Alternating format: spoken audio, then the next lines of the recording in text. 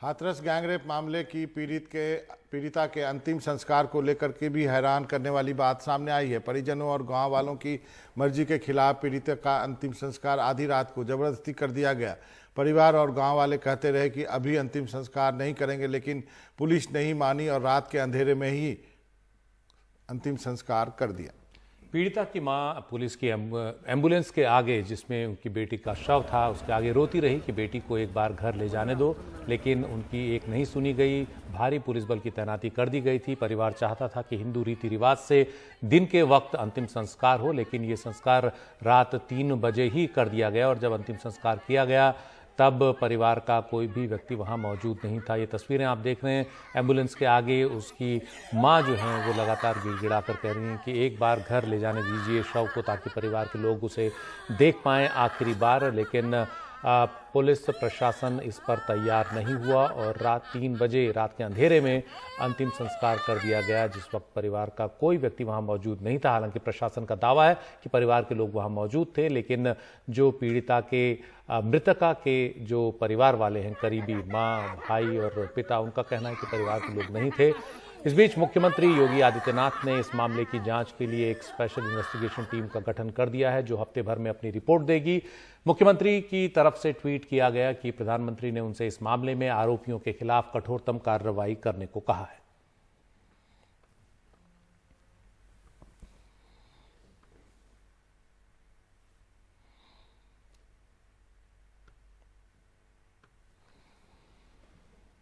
और इससे पहले का एक वीडियो भी सामने आया, जिसमें देर रात को अधिकारी परिवार को अंतिम संस्कार के लिए मनाने की कोशिश कर रहे हैं, लेकिन घर वाले इसके लिए तैयार नहीं हो रहे हैं। परिवार का ये कहना था कि एक बार सभी लोग घर के आखिरी बार बेटी को देख लें और जो हिंदू रीति रिवाज है, जिसके मुताबिक दिन के वक्त ही अंतिम संस्कार होता है, वैसा किया जाए, लेकिन पुलिस प्रशासन इसके लिए माना नहीं। थोड़ी सी घर मतलब बेटी सभी इंतजारी सर, मट्टी जरूर लगेगी सर, आप अगर बीच में लगेंगे तो कोई दिक्कत नहीं होगी। देखो घर ले जाओगे तो भी देखो कि वहाँ भी हम आपको दिखवाए हैं। घर वाले तो आपका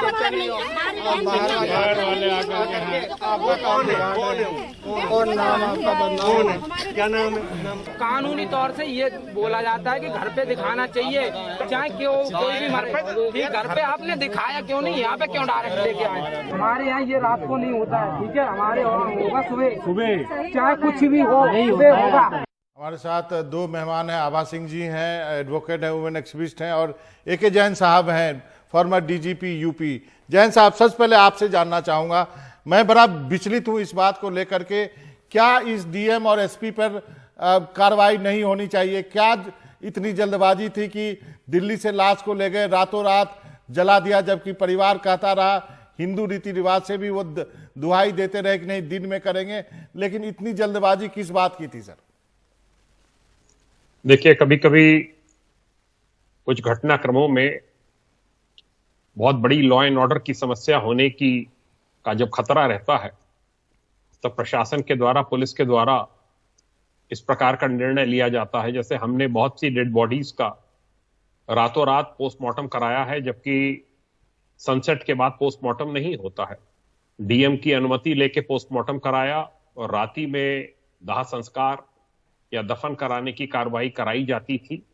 पर यह बहुत कम प्रकरणों में होता है, रेयर में होता है, जिसमें कि यह संभावना रहती है कि डेड बॉडी को छीना जा सकता है, डेड बॉडी को लेकर जुलूस निकाले जा सकते हैं, डेड बॉडी को लेकर जो है कुछ राजनीतिक दल हिंसक भी हो सकते हैं।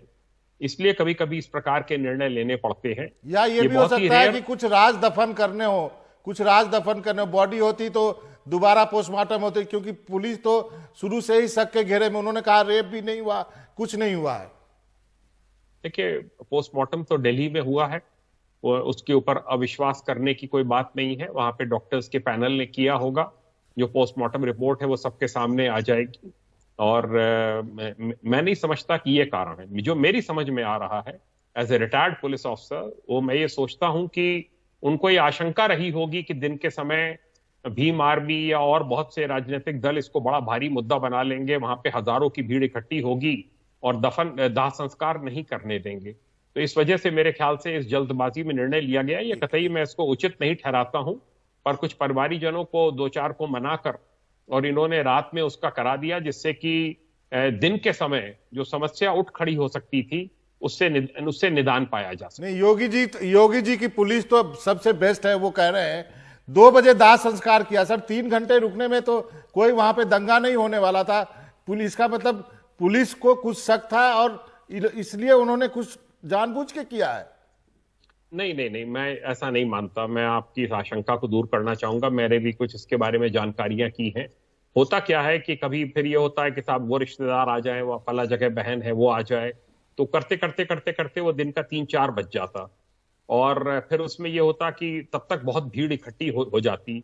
इसमें कोई दो राय नहीं है। जिस तरह से आपने कल प्रदर्शन देखा दिल्ली में हुआ सफदरजंग हॉस्पिटल में, तो मेरे ख्याल से यही एक इसके पीछे कारण रहा होगा, जो मेरी समझ में आता है कि मैं इसमें अगर दाह संस्कार जल्दी हो जाएगा तो एक लॉ एंड ऑर्डर की प्रॉब्लम से बचा जा सकता है, कहीं कोई और बड़ी घटना ना खड़ी हो जाए। जी जैन साहब, ये मामला 14 तारीख का है और अब आज 30 तारीख हो गई और 15वें दिन लड़की की मौत हो जाती है इस मामले में।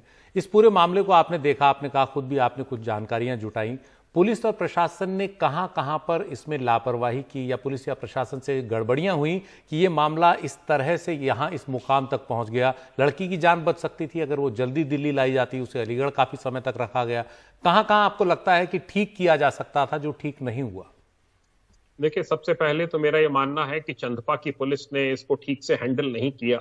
वहां के एसएचओ ने, वहां के जो बीट के कर्मचारी हैं, उन्होंने अगर सबसे पहले इसकी सूचना सबसे वरिष्ठ अधिकारियों को दी गई होती, महिला पुलिस अधिकारियों को बुलवाकर मौके पर लड़की से बात कराई गई होती, लड़की की दशा दिखाई गई होती, लड़की हो सकता है उस समय कुछ बयान करती, ये प्रॉपर्ली इसको हैंडल किया जाना चाहिए था उस वक्त पे। ये उसके बाद जो है जैन सर, आपने सही कहा है, लेकिन चूंकि दलित लड़की थी ना सर, उसके लिए कौन संवेदना रखता है? बिहार यूपी पुलिस के पास उतनी संवेदना नहीं है कि वो दलित लड़की के लिए कुछ करे। माफी चाहता हूं। आभा सिंह जी हमारे साथ हैं। आभा सिंह जी, क्या कहेंगे इतनी दर्दनाक घटना के बाद? और मुझे तो लगता है कि जिस ढंग से दाह संस्कार चोरी छिपे किया गया है, पुलिस कर्मियों पर, डीएम एसपी पे भी कार्रवाई होनी चाहिए। बिल्कुल, एसपी पे तो डीएम पे कार्रवाई जरूर होनी चाहिए, क्योंकि निर्भया के केस के बाद जब 2013 का क्रिमिनल लॉ अमेंडमेंट एक्ट कानून आया, उसमें साफ एक नया सेक्शन लगाया गया था 166A ऑफ द आईपीसी, जिसमें कहा गया था कि अगर कोई महिला रेप के चार्ज या उसके परिवारजन रेप के कंप्लेन करने आए हैं और अगर पुलिस एफआईआर नहीं लिखती तो पुलिस पे काउंटर एफआईआर की जा सकती है, जिसमें 6 महीने से 2 साल की सजा का प्रावधान है। मैं आज योगी सरकार से एक ही सवाल पूछती हूँ, चंदपा के दरोगा को आपने क्यों करके उस जेल में डाला? सस्पेंड कर देना या लाइन हाजिर करना कोई सजा नहीं होती। तो आज भी अपने पुलिस वालों को ये बचाने की चेष्टा कर रहे हैं। दाह संस्कार तो इन्होंने जल्दबाजी में किया, क्योंकि इनकी जो निकम्मापन था वो सारा ओपन हो चुका था कि किस तरह ये लोग ने इस केस को कवर अप करने की कोशिश की। रेपिस्ट को अरेस्ट नहीं किया गया। और बिल्कुल सही बात है, बार बार वो पीड़िता के भाई कह रहे थे कि ये हमारे एरिया के दबंग लोग थे, और ये दबंगई साफ दिख गई कि पुलिस वाले भी डर गए। और पहले आगरा के पुलिस वालों ने कहा कि ये फेक न्यूज है। तो अगर पुलिस वाले ही इन्वेस्टिगेशन सही नहीं कर सकते, और ये भी कल उनके स्पोक्स पर्सन पार्टी के कह रहे थे कि परिवार जो था बार बार दूसरी कंप्लेन दे रहा था, या परिवार ने जब बताया कि सेक्सुअल केस है तब हमने ये लिखा। मेरा कहना है कि क्या आपको दिख नहीं रहा था जिस हालत में वो बच्ची थाने लाई गई, जिस तरह उसके प्राइवेट पार्ट से थी, वो सब देख के क्या ये एफआईआर नहीं लिख सकते थे? अक्सर ऐसा देखा गया है कि जब रेपिस्ट जो होते हैं पॉलिटिकली कनेक्टेड होते हैं या पैसे वाले होते हैं, तो पुलिस कोशिश करती है कि मामला लोकल लेवल रफा दफा कर दिया जाए और उसकी एफआईआर ना लिखी जाए।